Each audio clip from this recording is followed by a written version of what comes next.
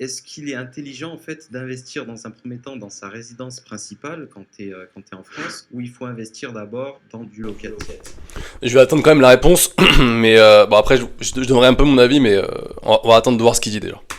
Alors, ta résidence principale, tu l'achètes avec un prêt, c'est ça? Tu parles Mmh. de gens qui font des crédits, hein? Exact. Écoute, la résidence principale, dans ce cas-là, c'est ce qu'il faut acheter en dernier. Je t'explique pourquoi. Quand tu travailles avec le système bancaire, tu achètes ta résidence principale par rapport On va débattre.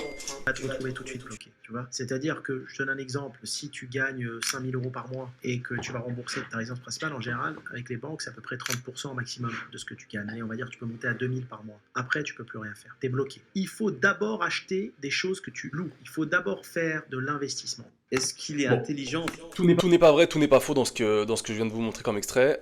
Petite précision, quand tu achètes ta résidence principale et que tu la revends plusieurs années après, évidemment c'est pas à prendre en compte dans la calcul de la rentabilité au mois, mais c'est vraiment un énorme levier. Par exemple, si tu achetais ta résidence principale à 200 000, tu fais quelques travaux, tu attends un petit peu, tu es sur un bon secteur, et que tu la revends quelques années plus tard à 350, 400, et tu payes zéro impôt, au final, la durée de détention, si tu lisses par mois, enfin voilà, donc c'est pour ça que je dis, faut pas regarder que l'endettement et que cette data.